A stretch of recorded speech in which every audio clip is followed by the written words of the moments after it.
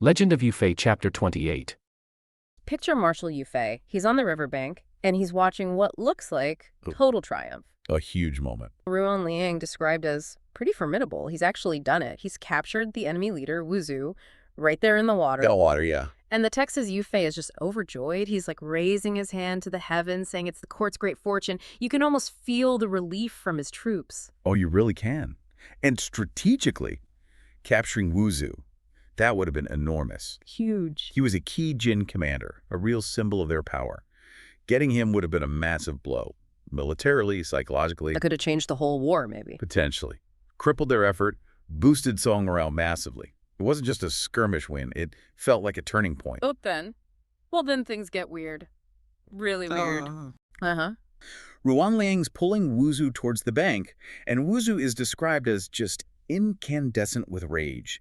Fury soaring to the heavens, literally. Okay. He glares, roars, and then, get this, from his Mud Pill Palace. Ah, the Mud Pill Palace, yes. Which is what, like a vital energy spot in the head in Chinese thought? Exactly. Often linked to the brain, spiritual consciousness, sort of a Taoist idea. It's significant. Right, so from there, a golden fire dragon just bursts out, snapping, clawing right at Ruan Liang's face. Wow. A fire dragon. Okay, so that definitely elevates Wu Zhu beyond just a normal enemy general. Totally. It's not just a clever escape, it's supernatural. Like he has some kind of mystical protection. It also, narratively speaking, gives a reason for the escape that doesn't make Ruan Liang look incompetent, right? That's a great point. Facing a mythical beast is a pretty good excuse. So Ruan Liang yells, "Oh no," drops Wu Zhu instantly, and dives deep. Can't blame him. Tartar soldiers immediately swoop in on small boats, grab Wu Zhu and his horse, whisk him off to the north bank. Safe. Quick rescue. In Wu Zhu, once he's changed his armor, he actually gives Yufei some grudging respect. He says something like, "Never suffered a defeat like this since I came here. This southern barbarian Yu is formidable." Even using the derogatory term, he admits Yufei's skill. That's quite telling. It is. And then he immediately calls for reinforcements. He knows he's up against someone serious. So Wu Zhu's gone. How does Yufei react? This huge prize just slipped away. Well, he sees him escape, sighs, and just says it was heaven's will, Tiani, fate. Deflects it. Yeah, but his immediate thought isn't blame, it's concern for Ruan Liang. Is the good fellow okay? That's interesting leadership right there. And then relief. Ruan Liang surfaces. And Yu Gao, one of Yufei's, more boisterous generals, Always good for comment. he spots him and yells out, "Water ghost friend, the marshal's thinking of you, get ashore." A bit of humor after all that tension. And that reaction from Yufei, no blame, just concern and attributing it to fate, that says a lot. It does, doesn't it? Absolutely. In a military setting where failure can mean serious trouble, that kind of empathy builds incredible loyalty. He values his men. He understands Ruan Liang faced something extraordinary. Shows trust. Definitely. It strengthens those bonds you need for long, tough campaigns. So Ruan Liang gets ashore, kneels, and tells Yufei who he is. "I'm Ruan Liang, son of Ruan Zhao of Liangshan Po." Ah, Lake and Shampo from Water Margin. Exactly, the famous outlaw stronghold. So he's got this heroic, if unconventional, pedigree. He says he was just startled by the monster Wu Zhu unleashed. That connection to Liangshan Po instantly gives him credibility, doesn't it? Yeah. For anyone familiar with those stories, he's from hero stock, essentially. Right. And admitting he was startled by a fire dragon. Yeah. That sounds pretty honest, actually. Not weak, just startled by the supernatural. Yeah, seems reasonable. And Yufei sees this. He doesn't dwell on the escape. He sees the man, his bravery, his potential. That's a keen eye for talent. He's thrilled. He immediately recruits Ruan Liang, offers him a proper position, a chance to make a name for himself, benefit his family. Have to honor. Ruan Liang accepts, pledges his life. Yufei's delighted, orders dry clothes, throws a feast, pigs, sheep, celebration. He fully integrates him. Smart move. Embracing new talent, Yeah. even from unexpected places. Then, soon after, two more officers, Zhang Guoxiang and Dong Feng, arrive with troops and supplies, and Yufei has them become sworn brothers with Ruan Liang. Building that team cohesion, very strategic. And then he sends a detailed report off to the emperor about the battle, the near capture, and these great new recruits he's found. Okay, so reinforcements, new talent, morale seems high despite the escape. What's next for Yufei? He's immediately thinking big picture again. Grand strategy. The sources show him with his generals planning. He wants boat builders. He wants warships. Ah, warships. So he's thinking. Crossing the Yellow River, taking the fight north, deep into enemy territory, specifically targeting Huanglongfu. The Jin heartland. Exactly, with the ultimate goal: welcome the two emperors back to court. The captured Song emperors. Wow. Okay, that's not just defense. That is a massive, ambitious offensive plan, aiming for total restoration. It's huge. It defines his whole purpose. And that's what marks him as more than just a good general, right? He has this strategic vision, aiming for the ultimate political goal, not just winning battles. It's incredibly audacious. But just as they're making these crucial plans, There's always a but in these stories. an imperial decree arrives. Yu Fei receives it formally. The envoy reads the emperor's words. And the first bit sounds great. A promotion. Huge promotion. Yeah.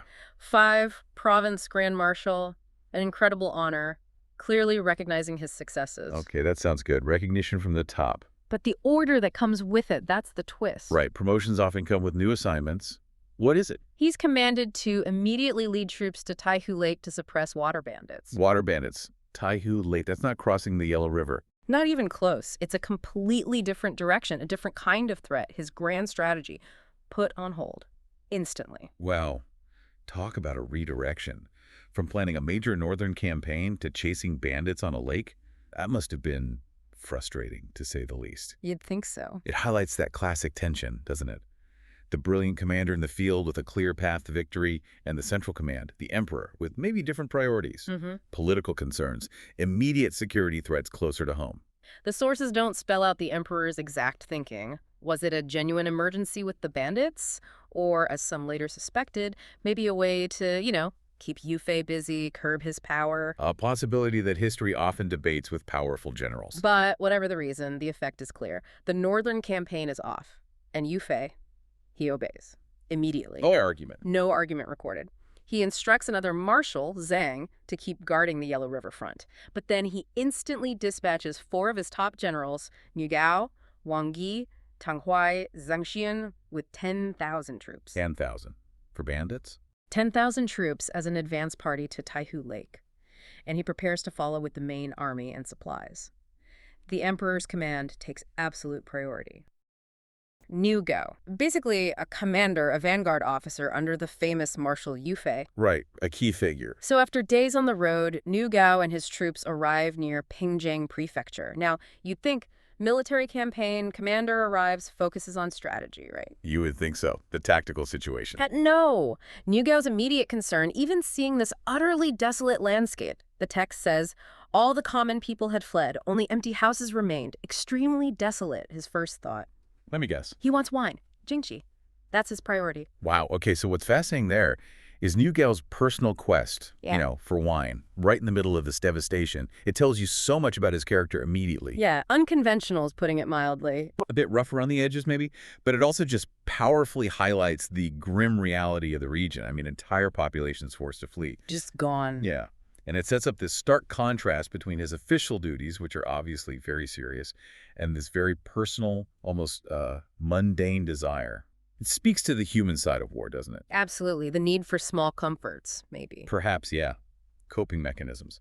So Niu Gao's determined search for this elusive wine leads him to a large temple, a Dasuan, which he recognizes as Hanshan Ancient Temple. Okay, a known landmark. But there's no one around, so he starts poking around this broken room piled with straw ash, paone duzi sio tirahu, using his iron mace, his tijing. Okay, poking ash with a mace. And then bam, the text says, suddenly saw a person jump out from the ash. Literally jumps out of the ash. Just talk about an entrance. Right. Finding someone hiding in ash in a deserted temple. Oh. That tells you everything about the fear, the insecurity. Absolutely. And this person, a Taoist, a Darin, his first reaction is pure terror. He assumes Niu Gao is a bandit king, the Wang Yeye. Which makes sense in that environment. Totally. It shows who people expected to have power in that vacuum. But Niu Gao quickly corrects him, very forcefully. Yeah, he says, basically, how could I be some bandit king? I'm the vanguard commander under Grand Marshal Yu Fei, sent by the emperor himself to capture bandits like that. A clear assertion of imperial authority. And this encounter is just pivotal, absolutely critical for getting intelligence. How so? Well, the Taoists Once he realizes who Niu Gao is, Hmm. probably relieved, he explains why the place is deserted. Ah, okay. He says the bandits from Taihu constantly came to rob, and the people, men and women, they all fled. So, confirmation of the bandit threat. Got it. First piece of solid intel. But then there's more. He tells Niu Gao that the local official, Prefect Lu Zhang of Pingjiang, is still in the city. Oh, interesting. So there is some official presence left. Exactly. And the city is close, less than 7 or 8 lines away, so boom. In minutes, Niu Gao goes from hunting for wine to having leads on both the bandits and the local government contact. That's efficient, if unconventional, intelligence gathering. It really is. Mhm. Raw, effective, finding hidden sources, building instant, if maybe slightly forced rapport. Right. And speaking of forced, in a moment that just perfectly captures Niu Gao's, let's say, practical style, he tells the Taoist to guide him. Okay. The Taoist says, hey, you poked my foot with your mace back there, it's injured. Plausible excuse. Right? Fair enough. Yeah. Niu Gao's response, he just grabbed the Taoist, laid the Taoist across the horse, gallops off. He just grabs him and Everyone- throws him on the horse. Pretty much. That's quite a move, isn't it? Is that like standard operating procedure for a commander? Definitely not standard. It tells you a lot about Niu Gao. Impulsive, yes, but also supremely confident, maybe arrogant, and just driven by necessity. No time for niceties. Exactly. In wartime, protocols often go off the window. His rank, Tengzi, means he needs to be decisive. He needs that guide now. And the Taoist has no choice, really. None. It reflects that breakdown of civilian authority. Military power trumps everything in this chaotic situation. It's a raw display of power, really stark. So they get to the city gates. Niu Gao doesn't exactly knock politely. I'm guessing not. He shouts, demanding to know, Marshal Yu has been ordered here to suppress bandits. Why isn't the local official out here welcoming him? How dare he? It's really playing it up, isn't he? Oh, absolutely. He's leveraging the marshal's name big time. Is he kind of overstepping, acting like he is the marshal? Well, yes. Yep. But it's a calculated move. It's smart, in a way. He understands the psychological impact. And it works. Perfectly. Prefect Lu Zhang is understandably intimidated, Mm. thinks maybe Niu Gao is the marshal or someone very high up. The text says he hastily opened the city gates to greet him. Then Niu Gao clarifies who he is. He says, I am Commander Niu Gao. Me and my brothers, we have 10,000 troops camped 10 little away. Our marshal will be here soon. A bit of exaggeration on the troop numbers, maybe. Possibly. And then the punchline, we're working so hard for you people. Aren't you going to send some wine and meat? Still thinking about provisions. Uh-huh. Back to the basics. This whole interaction, it's just a masterclass in power dynamics during upheaval. Lu Zhang's immediate compliance, even though Niu Gao is technically a subordinate officer, it says everything. About the prefect's position. Yeah, how precarious it is. And Lu Zhang's internal thought is key. He thinks, in these chaotic times, rank doesn't matter as much as skill and power. Whoever has that, they are the greater one. Wow. Pragmatism born of desperation. Exactly. It's not just fear. It's a rational calculation based on the reality of a fractured state. Might makes right, essentially. Okay, so back at Niu Gao's camp, before the prefect arrives with the goodies, Niu Gao gets a little talking to from his brother, Tang Wai. Tang Wai pulls him aside pretty sternly and says, Brother Niu, you can't do that again. Think about your official career as a commander. Aren't you afraid of getting blamed? Ah, okay, so there are internal checks. Concern for protocol, reputation. Yeah, it suggests that tension, doesn't it, between Niu Gao's, effective but rule-bending approach and the need for proper conduct. Absolutely. It's a crucial glimpse inside the command structure. Tang Wai sees the effectiveness, maybe, but also the risks to Niu Gao's career, his standing. Even in chaos, the military needs some order. Right. And it shows different leadership styles coexisting. Niu Gao, the bold risk-taker, and Tang Wai, more measured, thinking strategically about the bigger picture, the command's reputation. So soon after that chat, Prefect Lu Zhang shows up. With the goods, hopefully. Oh, yeah. Many tables of wine, banquets, pigs, and sheep, he delivers. Good. Tang Huai, being the more diplomatic one, thanks him politely. But then he immediately gets down to brass tacks. No time wasted. Nope. Asks the key questions. Where is the bandit nest? And where are the bandits right now? Okay, now we get the real intelligence briefing. Exactly. And this is where we, and you listening, get the full detailed report on these Taihu bandits, straight from the local prefect who's been dealing with them. And Lu Zhang paints a picture of a really formidable threat, doesn't he? He really does. What stood out to you from his description? Well, first, the scale of their domain. Taihu Lake itself, described as a vast area of 36,000 king with 72 peaks. That's not just a hideout, it's practically a small kingdom. Huge, yeah. Naturally fortified. Right, it tells you these aren't just minor raiders. They have established deep control over a large, defensible territory. That makes them incredibly hard to read out. And they have specific strongholds within it. Yes, that's the other thing. East Dongting Mountain for encampment, West Dongting Mountain for supplies. Separating their base from their supplies. Why is that significant? It shows real strategic thinking, logistical sophistication.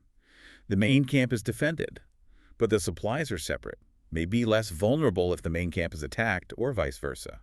It means any assault has to consider both locations. It's not simple. Clever. And their strength. Considerable. 5,000 to 6,000 troops, he says, and 400 to 500 boats. 400 to 500 boats? That's a lot for lake bandits. It's huge. It means they have serious naval capability.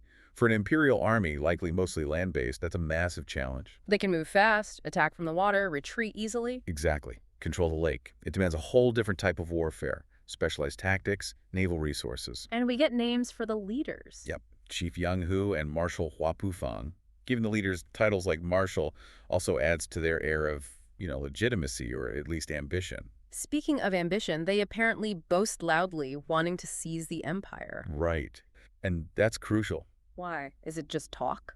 It's more than talk. It elevates them. They're not just criminals. They're declaring themselves a political rebellion, a direct challenge to the Song dynasty itself.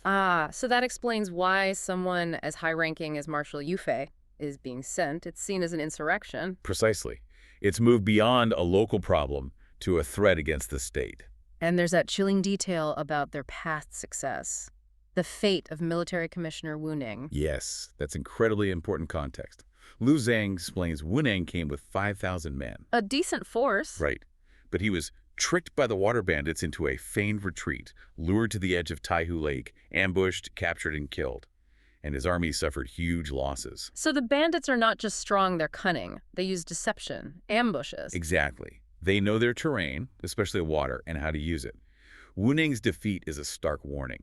It shows why Yufei is needed. Previous attempts failed disastrously. And it highlights the specific tactics Yufei's army must guard against. They can't make the same mistakes. They absolutely cannot. Okay, so facing this formidable, cunning enemy who defeated a previous commander, how does Tang Hui react? He's remarkably unfazed. He confidently dismisses them, basically saying they're nothing compared to Jin Wuzu's 500,000-strong Jin army that they've already beaten. That seems incredibly confident. Is it just bravado, given Wu Ning's fate? I don't think it's just bravado. It reflects the genuine, hard-won confidence of Marshal Yu's army.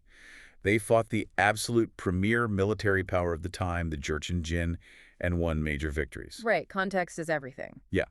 So while the Taihu bandits are dangerous in their specific environment, their overall scale is much smaller than what Yufei's forces have faced before. Tang Hui believes they have the skill and adaptability to handle it, as long as they adjust their approach. Which leads directly to his next move. Exactly. With all this fresh intelligence, Tang Hui immediately outlines what they need. He tells Prefect Lu Zhang, on the water, we need boats. Big ones, small ones, get them all ready. And we need lots of sailors. A direct demand for naval assets. What does that tell us? It tells us they learned the lesson from Wu Ning's defeat instantly. They grasp that controlling the water is paramount. This isn't a land battle. They need to fight the bandits on their own terms. Precisely. Requesting diverse boats suggests various roles, transport, combat, maybe scouting the lake's complexities. And needing sailors, not just soldiers, shows they understand the need for specialized skills. It's a rapid, intelligent, strategic shift based on the new intel. And the final plan. Clear and decisive. Tang Hui says, tomorrow we move camp to the edge of Taihu to defend. When the marshal arrives, we launch our troops and smash their lair. Setting the stage perfectly, and all stemming from New Gao wanting a drink. Incredible, isn't it? Around the Mid-Autumn Festival, late evening, the place is the massive Lake Tai near a point called Shuiku. A strategic spot. Exactly, and you've got 4 of Yufei's generals, Tang Hui, Zhang Xian, Wang Yi, and our man, New Gao. They're on a pretty critical mission. Right, patrolling. Yeah, patrol Lake Tai, keep an eye out for bandits hiding out there. Which is a real problem. Definitely. Now, the tactical plan, it seems okay on paper. Each general gets 10 small boats. Mm-hmm. Each boat has 20 soldiers. And they're supposed to patrol in 4 different directions, along the edge of the lake. Kind of a coordinated sweep. Seems standard enough. And right at the start, Tang Wai, who seems like the cautious, experienced one, Yes. The voice of reason, perhaps. he warns the others, basically, don't underestimate these guys, be vigilant. But here's where things take a very sharp turn. And it's worth understanding the context of Lake Tai itself. Yeah. It wasn't just scenery. No. Historically, it was vital. A key waterway, loads of places for bandits to hide, important for trade, for military moves. It's a complex environment. Absolutely. Mm. So patrolling a place like that, especially at night, it's Yeah. incredibly difficult. You need discipline, coordination, a clear head about the risks. Makes sense. So Tong Wai's caution isn't just him being careful. It's, fundamental leadership, good practice. And it stands in really stark contrast to what happens next. It makes you ask, what actually is effective leadership in a tricky patrol like this? Because Niu Gao, well, he immediately throws any idea of caution out the window. Doesn't he, Jess? The story says he'd been enjoying a drink or two. Or perhaps more than two? Seems likely. Admiring the moonlight from his boat. He sees the beauty, sure, but his judgment, definitely a bit fuzzy. He gets impatient really fast with his own waterman, calls them dog heads, which is pretty rude. Yeah, not exactly respectful leadership. For staying too close to the shore, he basically orders them paddle out to the middle of the lake to patrol. Right into the open, most dangerous part. And the watermen quite sensibly hesitate. They say they're afraid of bandits out there, worried they won't be able to get back quickly. A reasonable fear. But Niu Gao, full of, let's call it liquid courage, Yeah. just shouts them down. He really does. He bellows, "Bell!" Yeah. Which is quite strong, like nonsense, or maybe more like bullshit. Right. Strong stuff. And then, your grandpa knew, came here to catch bandits, so why would I be afraid of them? It just perfectly sums up his whole attitude. Total bravado. And then he really ups the ante with this terrifying threat. He says, So what's he saying there? he's saying, right now, I'm commanding this boat like I'm riding a horse. If I tell you to add the whip, you paddle faster. Disobey me, and you lose your heads. Wow. Beheaded for not paddling fast enough. Exactly. It just shows his character, right? Bravery, sure, but unchecked, fueled by booze, it just tips right over into recklessness. Treating a boat patrol like a cavalry charge. Precisely. Ignoring all tactics, all sense. It's a clear example, really. Unchecked bravado, overconfidence, ignoring the rules. It can sink even the bravest commander. Literally, almost. Almost literally. So the watermen, terrified, obviously. You bet. They reluctantly obey. And his boat, plus the 9 others in his group, they head straight out towards the middle of the lake. He doesn't ease up. He wants speed, more speed. Keeps drinking, yelling, Faster, faster. just pushing him on. He's completely lost in the moment, though. Apparently, he's admiring the moonlight on the water, describing it as like the sky's light and the water's light are just one beautiful color. A poetic moment before disaster. Exactly. Because that moment gets shattered. Suddenly, upstream, this big ship appears, a large 3-sailed battleship. Mm. The watermen instantly panic, shout, "Ah, you rigged it, ship!" Okay, alarm bell should be ringing loud now. You'd think. A careful general retreats, assesses, makes a plan. But Niu Gao, his eyes light up. And this is just, the dramatic irony is almost painful. Instead of caution, he yells again, Niu Gao, excellent, quicken. He wants to charge towards the battleship. Seems like it.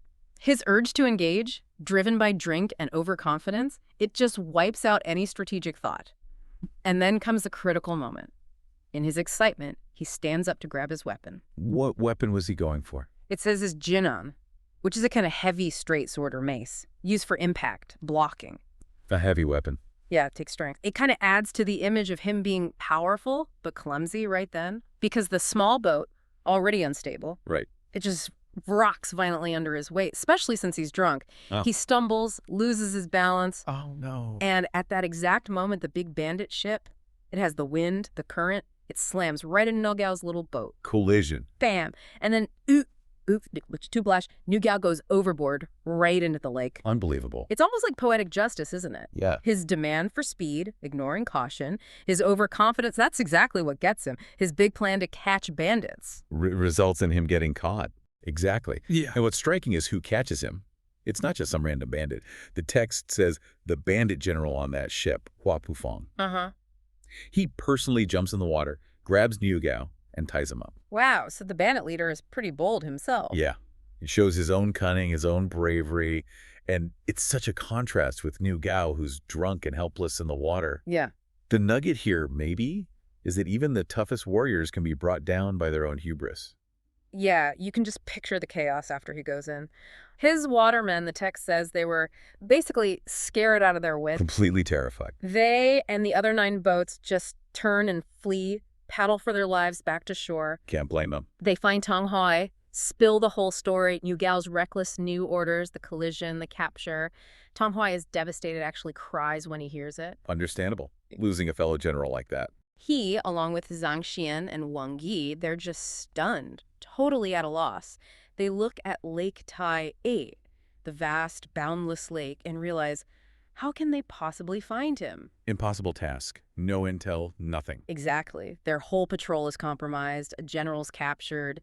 Their only option, they figure, is to wait for Big Brother Yufei to arrive and sort out this mess. It really shows how one person's recklessness can paralyze a whole unit. Affects morale, strategy, everything. So what happens to Niu Gao now? He's captured, truly at their mercy. Well, the scene shifts, quite dramatically. We go inside the bandit stronghold. Hua Pufang takes Niu Gao to Dongting Mountain. Okay. Reports his prize catch to the big boss, Yang Hu. Yang Hu has Niu Gao brought in, and right away he tries to establish dominance with this challenge. What does he say? How does he challenge him? He says, Niu Gao, you've been captured. You're before me now. Why don't you kneel? Ah, demanding submission immediately. Exactly. Trying to humiliate him. But this is where Niu Gao, even tied up, facing death, his defiance is just incredible. He doesn't kneel. Kneel. He glares at Yang Hu and starts yelling insults. Refuses to give him the satisfaction of seeing him broken. That's amazing nerve, but isn't that incredibly risky? Couldn't that just make them angrier, maybe kill him faster? It's definitely a huge risk, but you could also see it as a kind of psychological defense. Maybe his only weapon left? How does he insult him? What does he say? He yells, "Nameless grass bandit," basically calling him insignificant. Ouch. Then he goes on, "I, your grandpa Niu, was drunk last night and fell into the water myself. You just happened to mistakenly capture me." He denies being actually beaten or captured properly. Completely. He takes away Yang Hu's victory by blaming it all on his own drunkenness. Then he adds, "You don't show me respect, but you want me to kneel. Aren't you just a blind, hairy bandit?" Wow, just piling on the insults. He clings to his pride, his loyalty, refuses to be humiliated. That spirit, even when he's cornered, it's kind of his shield. It's a powerful point, maybe. Sometimes just maintaining your dignity, your principles, is a form of resistance. So Yang Hu, the bandit chief, how does he react to being called a blind, hairy bandit? Well, maybe he's a bit surprised by this sheer nerve. He actually shifts tactics, Yeah. tries appealing to Niu Gao's self-interest. How so? He offers him a deal. Spare his life, even make him a vanguard general in their army. Join the bandits. Yeah, if he'll just surrender and help them conquer the Song dynasty. Okay, tempting offer for someone facing execution. How does Niu Gao respond to that? Mildly is not the word. It's Electrical. explosive, absolutely spectacular rejection. What does he say? He yells, "He!" which is extremely vulgar. Like, "Your mother's donkey farts." Right. Basically absolute contempt. Okay, so not interested then. Not even slightly. He continues, "I, your grandpa Niu, am a dignified official appointed by the court. Surrender to a chicken-stealing, dog-stealing bandit like you." He's really emphasizing his loyalty to the court. Absolutely. And then, unbelievably, he flips it and makes a counteroffer. He makes an offer while tied up. Yes.